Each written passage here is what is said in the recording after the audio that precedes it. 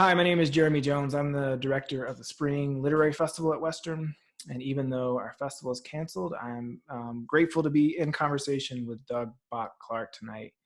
And I need to say before we start that this conversation is sponsored by the 2019-2020 campus theme, Sustainability and the Environment. So we want to thank our sponsors for letting this happen, even though we're not together in Cullowhee.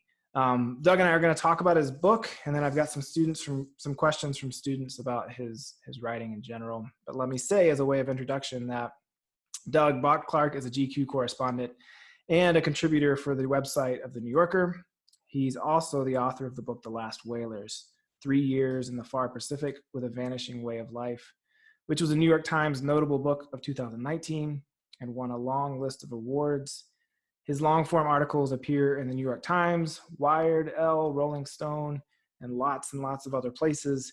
He's received 2 Fulbrights, grants from the Pulitzer Center on Crisis Reporting, and earned the Reporting Award from the Arthur L. Carter Journalism Institute. In short, his reporting is everywhere, his writing is lauded and widely respected, and we're grateful that he's taken the time to be with us here online. So thank you, Doug, for being here. Being in your house. Well, thanks for having me, Jeremy. I wish we could be doing this in person. It would have been so fun to be up there, but I'm glad we get to do it this way too. Well, I was going to ask, we have to, I guess, say we're in the middle of a pandemic and everyone's isolated and in their place. And I was thinking about how so much of your work is not here, not even in the United States often. And so I wondered what your writing life is like right now when you're in one place and not in far-flung places chasing stories. A lot of phone calls. Really having to adapt. getting to go overseas is not in the cards right now. But give or take 2 months ago, all of my editors sort of told me to stop what I was working on and switch to COVID stuff. So I've been working the phones and have the first sort of sets of features coming out in the next few weeks on that.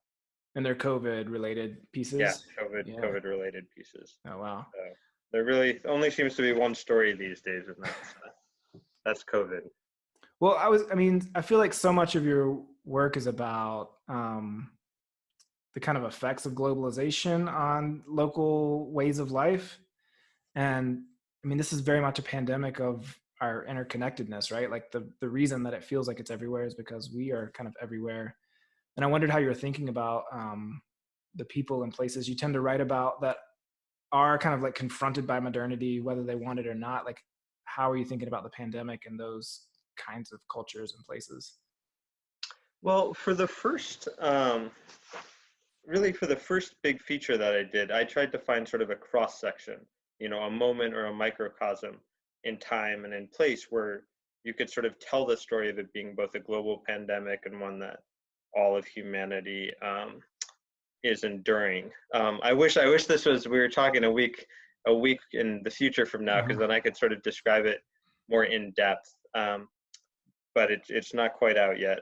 But in short, you sort of, I think a writer's obsessions lead them to certain kinds of stories, and sort of trying to do my best from home in terms of calling.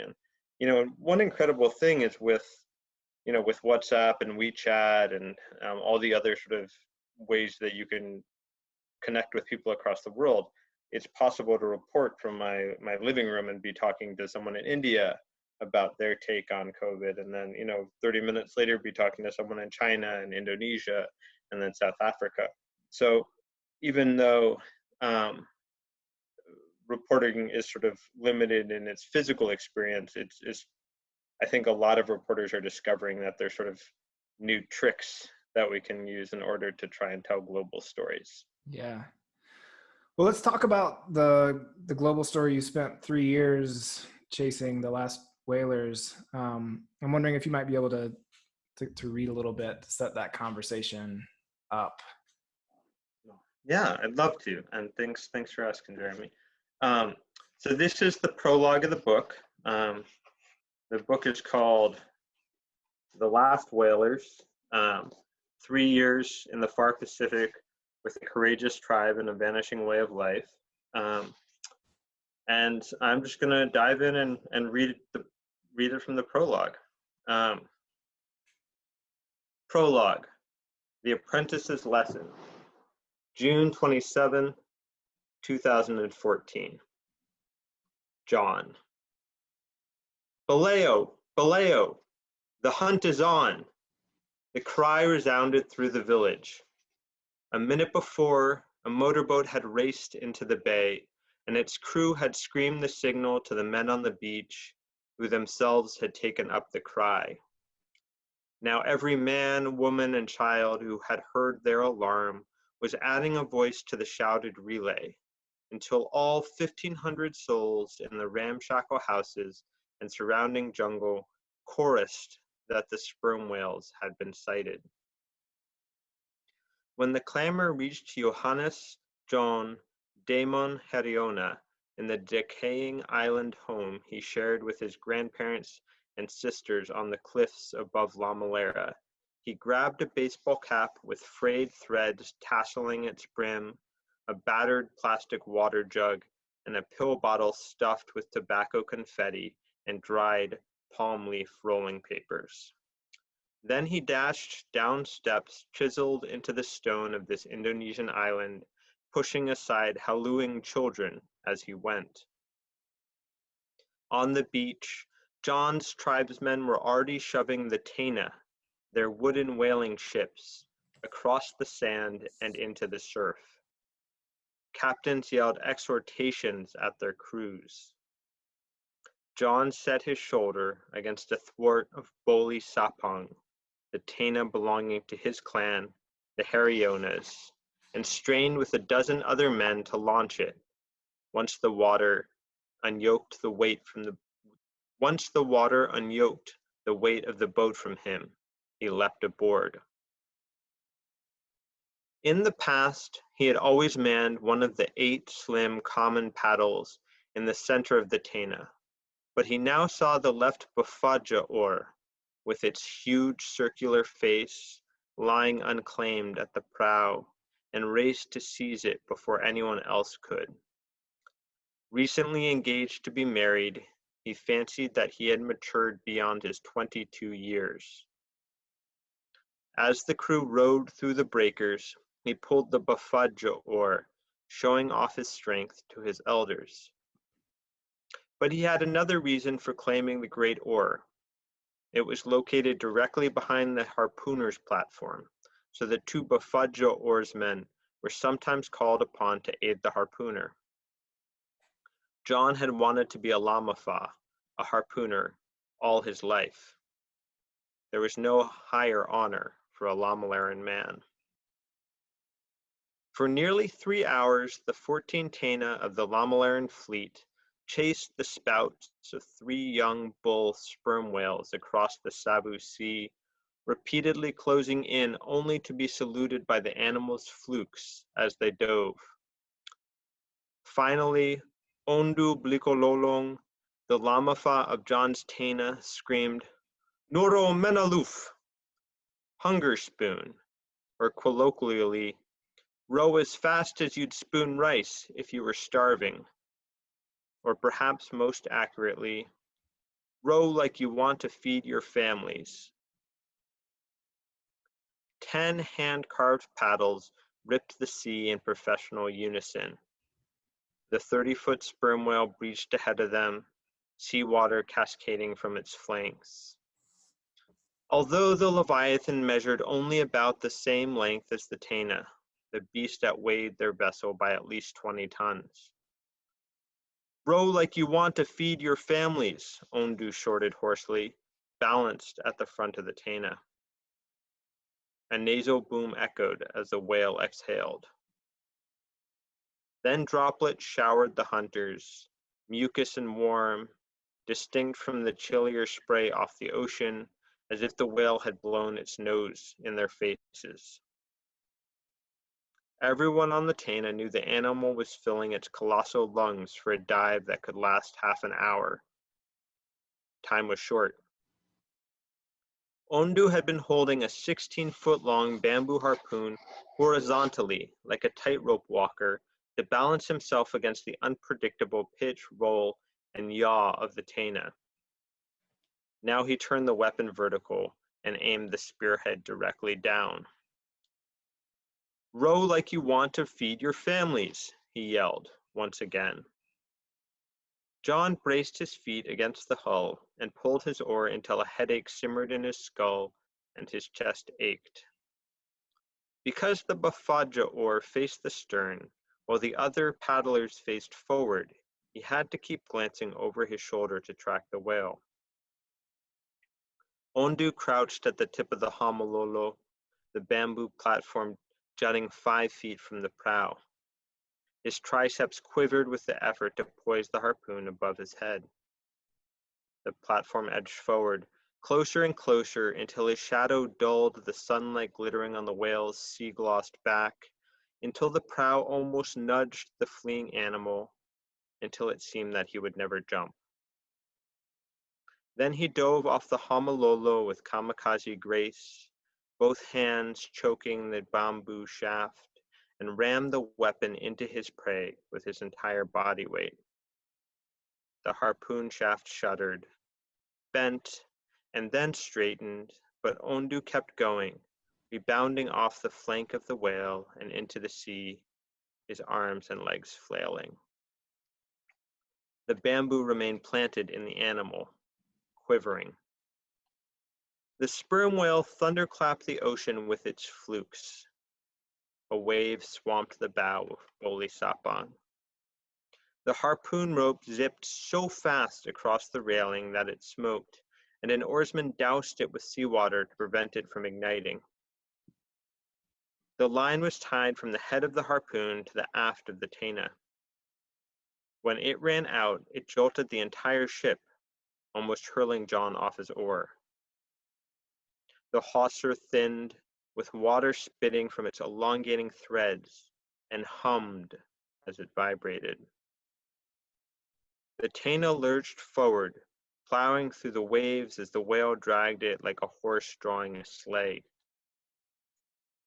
John rushed to stow his oar and helped the second harpooner, Franciscus Bocco Heriona, a distant uncle, set the 2 safety ropes that would prevent the harpoon line from running wild. In the depths, the sperm whale reversed direction, yanking the line against the left safety rope and bending it inward until it creaked. The crew shouted as the boat spun. The whale was striving to get lower, into a deep current that could carry it to freedom. Then Boko hollered and snatched at 2 lengths of rope, writhing like stepped-on snakes.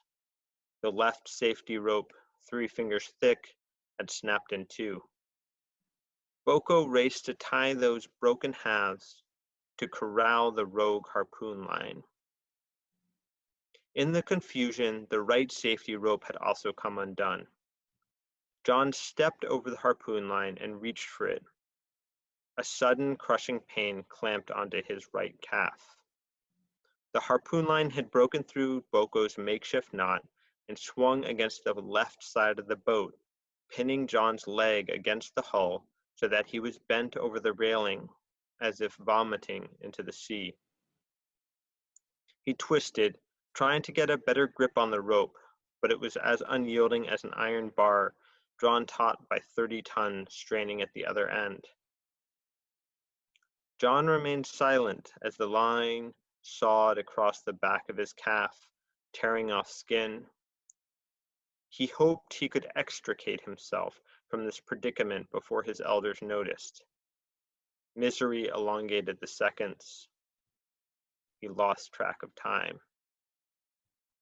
He had never considered the old men who hobbled through the village on stump legs with anything more than a teenager's derision, but suddenly he saw that he might join their ranks. A flensing knife lay within reach. He could cut the rope and save his leg. But if the whale escaped, his clan might lack meat for months, and his elders would accuse him of valuing his own life over the well-being of the tribe. No, he would have to hope the whale snapped the rope.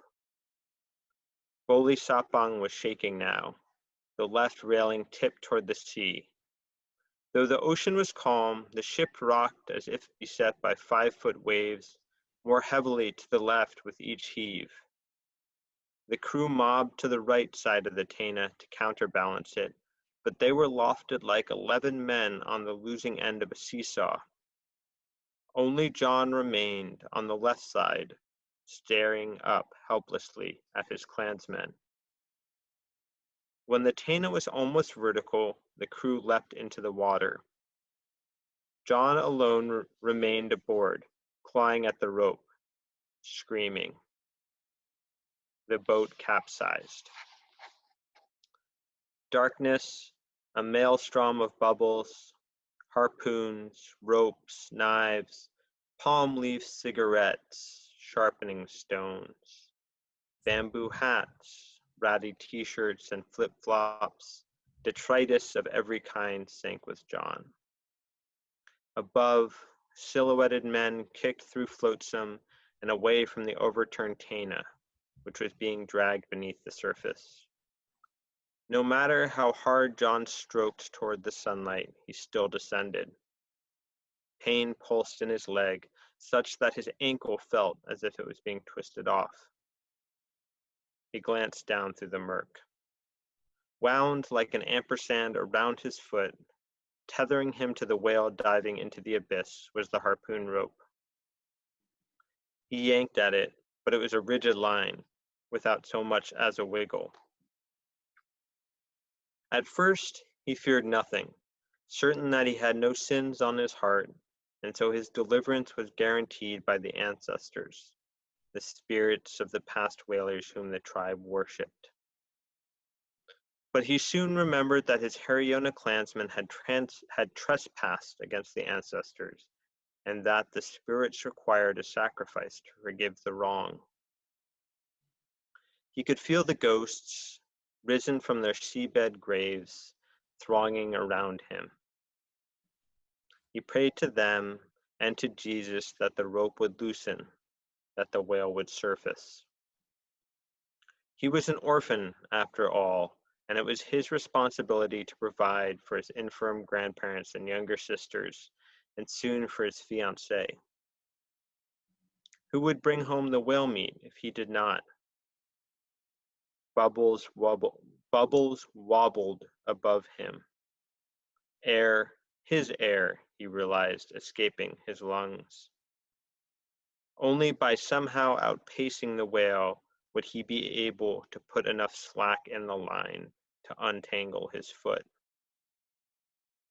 As his brain fizzed for lack of oxygen, he inverted himself and swam into the depths. Thanks. Ah, I kind of want to just like talk about that scene for the next 30 minutes, but I'll try to keep myself from doing that. But it feels like, it's a really immersive book. The prologue that sort of continues this whole narrative push, the propulsion of the book, which was really striking. Like even as you're reading that scene, I'm thinking about the research that was required to figure out like what the stuff was that was going down in the water. But it's hard to even like find those seams. So, and I should say too, I'm not alone in this. Dwight Garner in the New York Times said that it was read like a first-rate novel, and that the scenes are delivered, not summaries, and that book earns its emotions. But I was wondering like how and when you found the narrative threads. Like if you went into this book, you went into this project knowing like, these are the characters, or these are the kind of through lines, or if it came through writing over and over or through research, like where did you find the narrative momentum for the book? well, that's a really good question. So when I first went back in 2014 to La Malera, I knew that I wanted to do this book, and I had a general idea of what the shape and sort of many of the themes would be. I'd spent some time there before. I'd spent a lot of time in Indonesia, and I really admired the work of a writer named Catherine Boo, whose work was really formative for me and sort of laid a template for my goal of trying to follow several families over the course of several years and produce, in a sense, a novelistic documentary about their lives.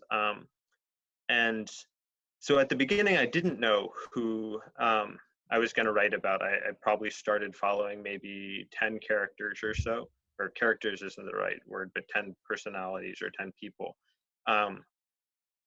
John very quickly became clear that not only did he have this rather spectacular event happen to him very soon after I arrived, but we just got on really well.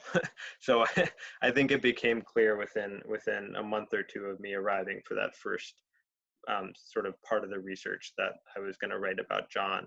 But the book follows sort of three families: John's family, the family of an older shaman, and then the family of sort of a champion harpooner, trying to sort of teach his sons how to follow in his footsteps. And those took much longer to sort of figure out.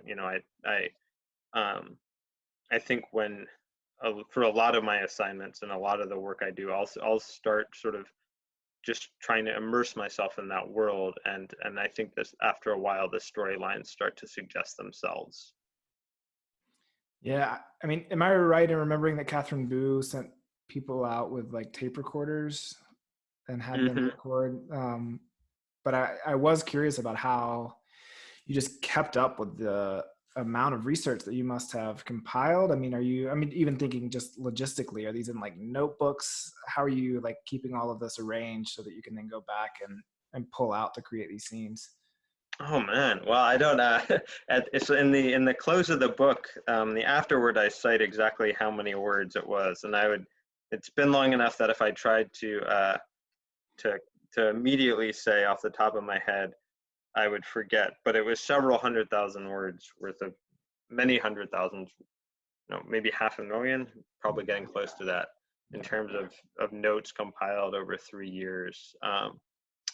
Literally, almost 20,000 photographs, if I remember, um, which it proved incredibly useful in terms of recreating some of these events with a high level of visual detail, because I would be shooting hundreds of photos during a hunt.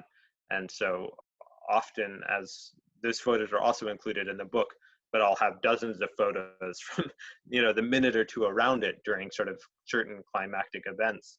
And so I can just say with a great deal of certainty, this person did this and then this person did that. And it really would help in terms of sort of just nailing down the event, me to also go back and re-interview people Mhm. afterward to be like, well, we can look at these photos together, and you did this, and what were you thinking at just this moment? And then they'd be, oh yeah, I remember that. This I was scared. Yeah. Yeah.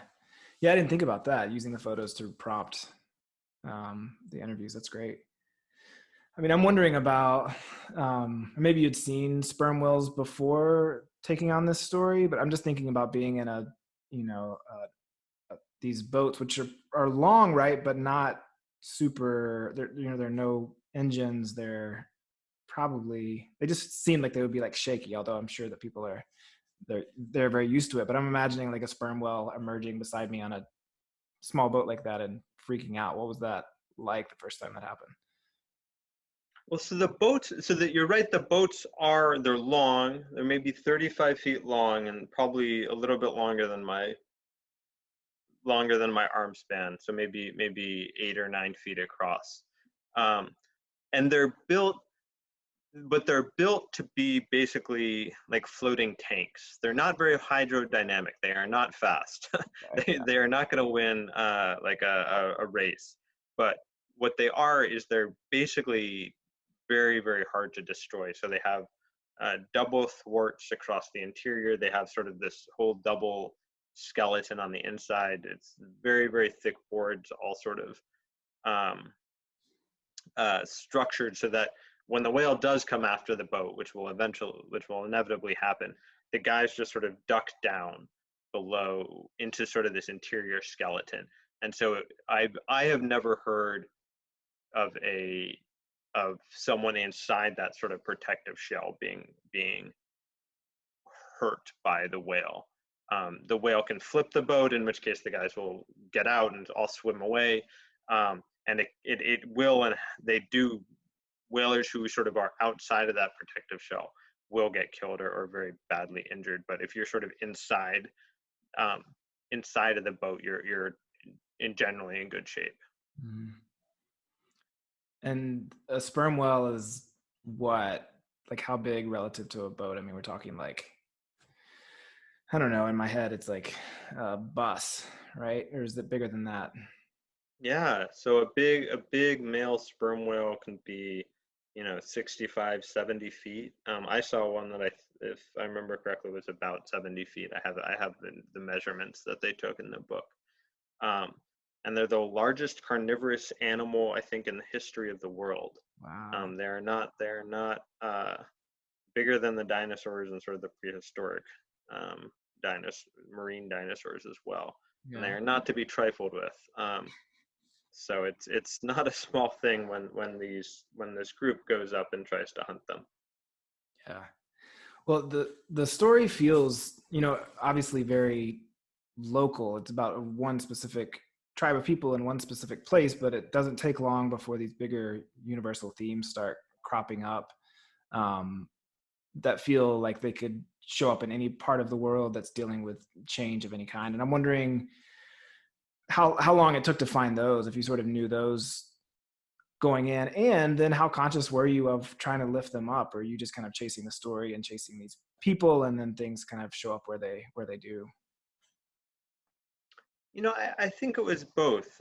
Part of the reason that I had wanted to write the book is I'd spent a lot of time in Indonesia and other parts of the developing world, and especially sort of on the fringes of development or the fringes of modernity, where indigenous groups like the Lamalerans were encountering, industrial civilization for the first time. And I was watching and seeing firsthand, for several years prior to that, what how wrenching an experience that could be for these groups. And at one point, all humans were hunter gatherers. That's our past. That's how we lived for the vast majority of human history. And it's a very different social structure. Um,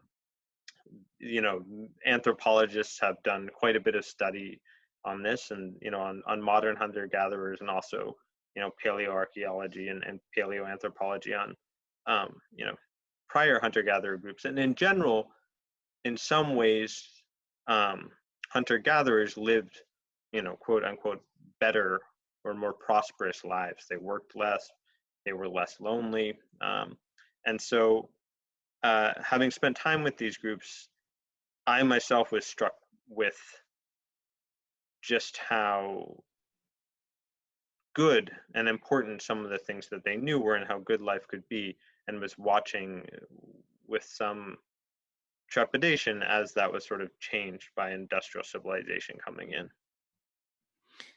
Yeah, I mean, the remarkable thing about the book is that it's driven by your voice and your perspective, and we feel you in it, but it never feels like you're kind of coming down on a side, or nothing feels biased, or there's not really a thesis, I don't think, driving us through. We're just seeing the world that you're laying out. But I do wonder, I mean, what do you think about places like this that are being sort of encroached on by industrial forces, but also sort of lured away? Young people, if there are more opportunities other places, young people will leave.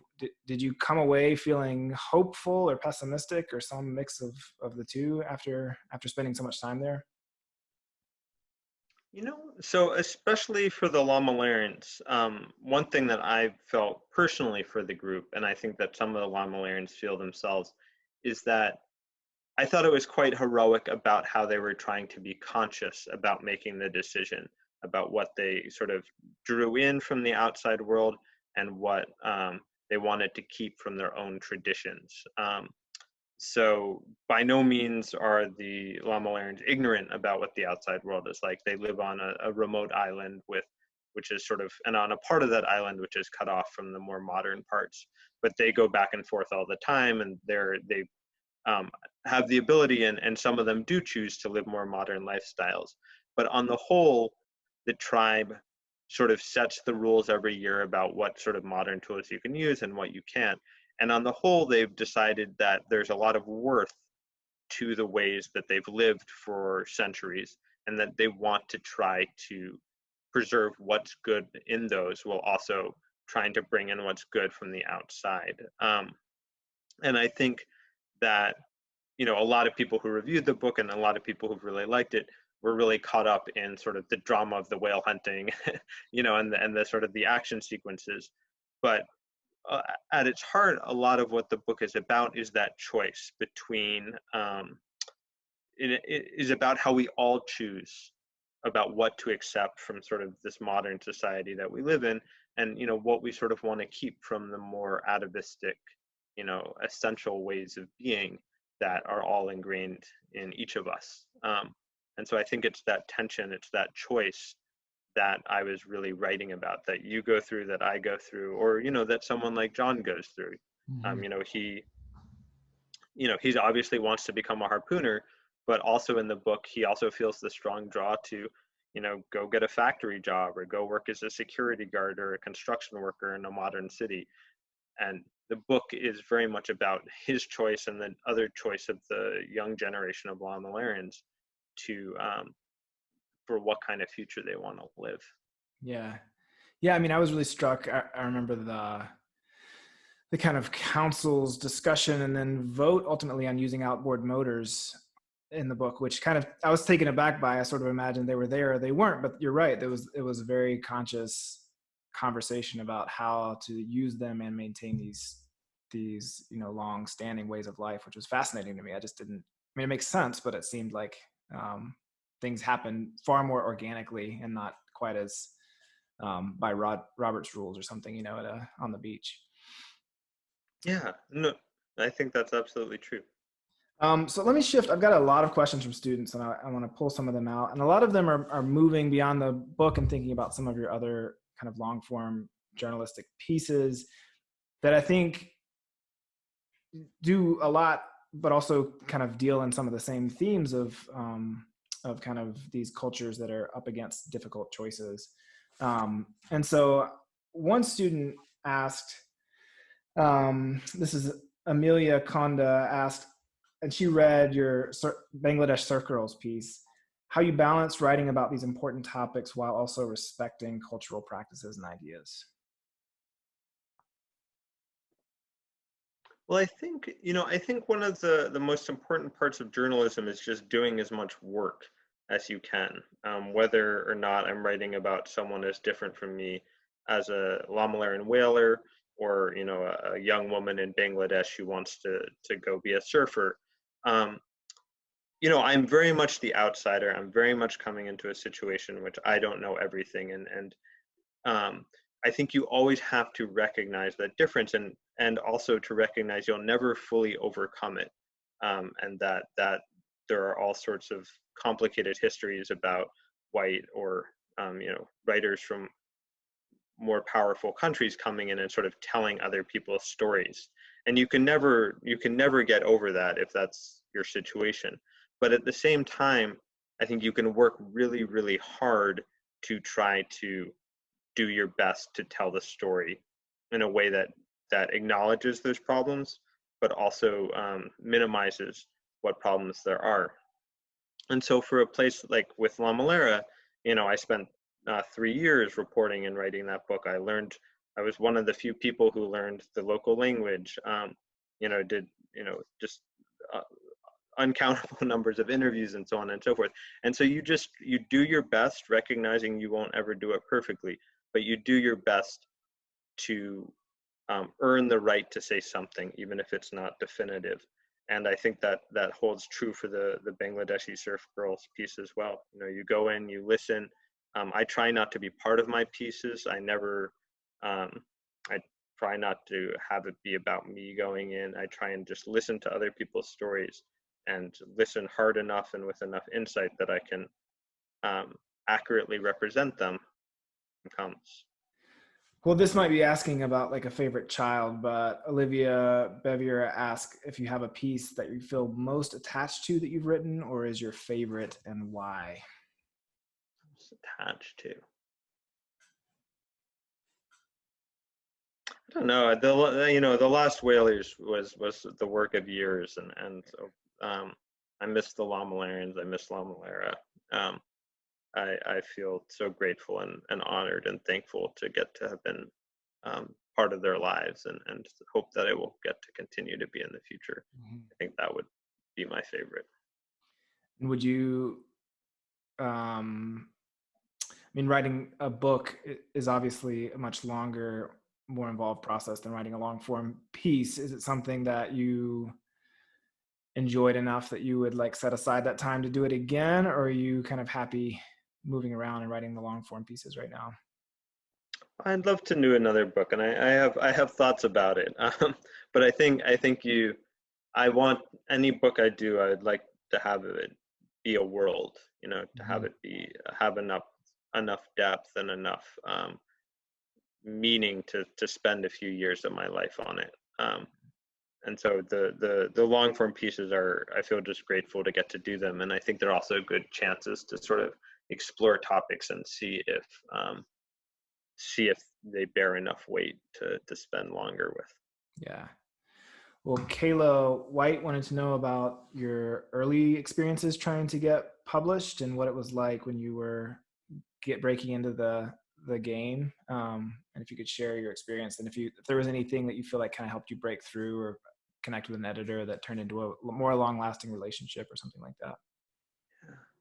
Well, I came to this in a very sort of backwards way. I did not do journalism in college. I didn't study it or do the paper, and had no plans to be a journalist. But when I was living overseas for a few years after college, I um, just saw so many stories that I thought I really wanted, that deserved to be told. And then I also, at that point, was when I sort of discovered the long form journalism that I currently practice, and was just incredibly inspired by Catherine Bu and a number of other writers.